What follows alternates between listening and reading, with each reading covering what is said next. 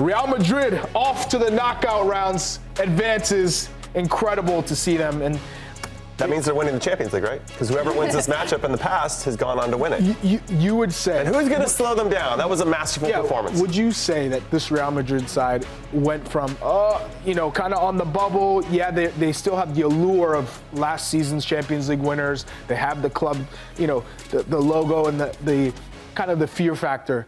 But now you're starting to see a performance. And defensively, they look so much better. Hannah, before we speak defensively, Man City's defense was embarrassing. The goals that they gave up, and every single goal, reactive, not closing the space down. That last one where Kylian Mbappé, Jude Bellingham hits the most casual pass out wide. First time out to Mbappé, nobody steps to him, he just cuts in and just slots. What are we even watching? Is that one of the best teams? Anyway, I'm bitter. As a former defender, it's hard to watch. Well, last night we saw our Champions League crew at the Bernabéu in Madrid, and Thierry Henry said if any team can get a pass for a bad season, it's Manchester City. Do we agree with what he said? Yeah, I would, because Manchester City has set a standard for so many years. They were the best team in Europe. They have played their opposition off of the pitch. Other teams have had to adapt to the way that he's played. Well, clearly, Manchester City has elevated their game, and they've only won one Champions League. So they're only the best in Europe, but for one season. But hold up, oftentimes the Champions League doesn't prize the best team overall through the entire season, right? The Champions League, it just comes to show you the beast of a tournament that it is, and how much of a specialist Real Madrid is in winning the Champions League. Oftentimes, it's a last-ditch moment. That aura that Real Madrid has in this tournament that gets them over the line and through several phases and into a final, and Real Madrid in the final will win that final, right?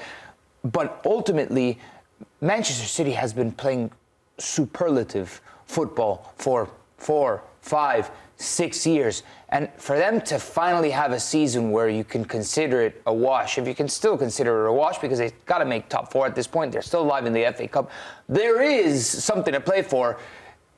You can give Manchester City one pass. If they do it again, then we're really asking questions. Okay, I agree on the pass. I agree with Thierry Henry and what he's saying.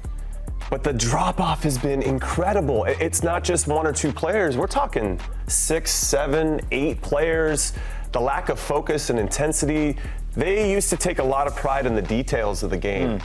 And that just doesn't seem like it's front and center anymore. And Pep Guardiola has been at Manchester City longer than he has at any other club, and probably working with Pep is exhausting for the players and for Pep himself. He looks defeated, Pep. Yes. The life has been sucked out of him because it's demanding to go and to work at the standard that he has. It's difficult. So my question is, do you think the players are burnt out? And if so, an overhaul is the answer, because no one's firing Pep. No, but his contract is at the end of next season. It's over, right? I never saw Pep going through a rebuild.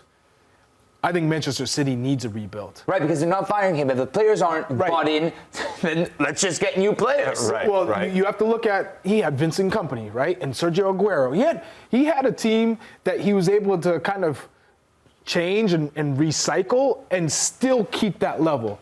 Now it's at the point where there's too many of those players that you have to change, and therefore... He had a chance to do it and elected not to. That's where he had a summer. He should have made the changes in the summer. This past summer, and he waited till January, and at this point, it's too late. Here's the question I don't think they flagged that in the summer, though, because they would have done it. That's how Manchester City operates. I think there's a loyalty thing. These players have played so well for him for so long. It's hard. You get an emotional attachment to what these players have provided for you. How many trophies have they won? Nobody in the summer was saying these guys aren't fit enough and aren't ready enough to take on another Premier League season. They were the favorites to win the Premier League. Maybe some of the other signings that they had that would have refreshed the team. Silva's age obviously has, and injuries have played a role. You could name the whole team. Silva, yeah, that's what I said. 7 or 8 players. Haaland, right? Yeah, Bernardo Silva, no goals and no assists in the Champions League this season is unheard of. Unheard of. Just trying to see this positively. Do you think? Difficult. Do you think this can kind of help them now in the Premier League, so they can focus on that? Well, it puts extra pressure on them. I was going to say, this Do you is think there's more pressure, really? But Hannah, this is a club that's been able to focus on every competition. Yeah. They've Why never are been they suddenly distracted. why are they suddenly not being able to? I think when you win everything, this happens with many clubs. Expectations. You win a treble, a historic treble, and you have these like euphoric celebrations. Like we've conquered the mountaintop. What is left to keep pushing? Like to find that motivation to keep going is really difficult. I got a question for you and everybody watching as well. We've always wanted to see if Pep Guardiola could manage a mid-table club, right? Could he do it with players? Stop right? that. He's got a mid-table Stop club right that. now. They're playing like a mid-table club. They're not fun to watch. They're not playing at the level. Now you're going to see. Now, obviously, he's revolutionized the game in so many different ways. Yes, given. I don't want to take anything away from that. Given. But he's in turmoil. They're suffering right now. And he's never been in turmoil like this. Right, and he's always been littered with so much talent in order to go out and purchase talent to solve problems, and now he's got to deal with his hand, and he's not dealing with it well. How do you psychologically respond to what's going on?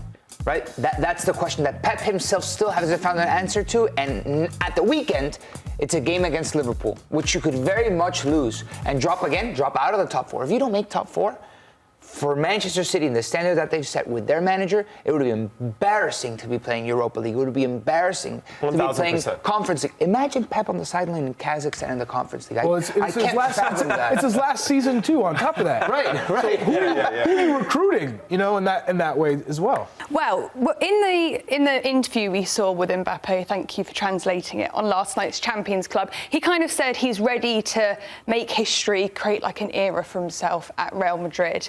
And it's his first season with Real Madrid, so let's not get too ahead of ourselves. But do you think he's slowly but surely creating that path for himself to become one of Madrid's greats? Yeah, slowly but surely. Would you even say slowly? He's got 30 goal contributions. I don't think anything is slowly he about could get to this. 50 goal contributions this year. And if he doesn't win the Champions League, and if he doesn't win La Liga, then we're back at square one. He can score as many goals as he wants, but he doesn't win. And if we're talking about Real Madrid greats, when we talk about Cristiano Ronaldo, sure, we talk about the goals he scored, but we talk about the Champions League he won. No, he has to win. All right. Yeah, he has to win trophies. They got over the first hurdle yesterday. I don't mean to be a pessimist or anything like that, because it's pretty. He doesn't like Kylian Mbappé. It's pretty clear. Listen, there's a reality with Kylian Mbappé at the moment, and what these Real Madrid fans are seeing. His goal-scoring numbers for this season, it's February, are better than any of Vinicius' seasons with Real Madrid. Just to put it into perspective, and we could say that they're not even clicking at 100% yet. But yesterday was a performance that was reminiscent of a Cristiano Ronaldo in the Champions League. And people in Spain are talking about him being the most determinant player that they had since Cristiano Ronaldo. Go back. Cristiano Ronaldo is his favorite player. I mean, he looks up to Cristiano Ronaldo. So he's obviously. So I think his words are going to resonate. Yeah, I think he took that as more of a challenge and probably, okay, there are some things I have to do a little bit better. And whether that's going to the film room and sitting down with Ancelotti or sitting down with teammates, those things add up. But you can tell from the interviews, there's not a single person that doubts his quality. Not a single person. They're just waiting for it to happen. And when he comes out and says, all right, I got it. I know the tendencies of my teammates. The teammates know my tendencies, which was evident on the first goal when the ball in from Asensio. You have to understand, anytime defenders are playing a high line, an opposing team, put the ball in behind for Kylian Mbappé. And I'll get there. And he will get it. And the timing was right. There was something that he said yesterday that caught my attention, that they asked him in all the interviews that he gave after the game what the manager said to him and the front three or the front four to click. And he said, not much. And he met the moment almost by himself. There's all of this noise surrounding him, and Ancelotti can say what he wants, but ultimately he has to meet the moment. And against Manchester City, against Pep Guardiola, he did. Now, for Real Madrid fans, this is the first step again. I don't want to get carried away. There's shockwaves. They have told the rest of the Champions League, we're a favorite. You got to keep on doing this round after round after round. What did I say? I don't know. Tell us. From the very beginning, I said patience. This team, when you're talking about Vinny Jr., Mbappe, Rodrigo, Bellingham, they will click. They have world-class quality. It was just a matter of time. You could tell they wanted this to be a successful team, given that there are a lot of egos and a lot of quality. Everyone wants a Ballon d'Or. But in the end, the only way anyone has a chance at getting it is by winning. And they're putting winning first. So I absolutely love it, and it seems like they're bought in. There's a great quote from Don Carlo Ancelotti after the game. He says, "The team feels comfortable. We like the system," which might be the biggest understatement of, just underplaying, we like this system. They seem to be firing on all cylinders. There's a real comfortability. I like the word that he used in terms of comfortable, where they have confidence in how they're moving and where they're going to share space. I think they were just getting in each other's way a little bit, maybe trying to fight for who was going to be at that left wing spot and could cut in. Careful with the comfortable stuff. Some coaches will say, I don't want anyone comfortable on the team. Yeah, but that's why he's the best at managing. Am I right? But Carlo's the best at managing the biggest names.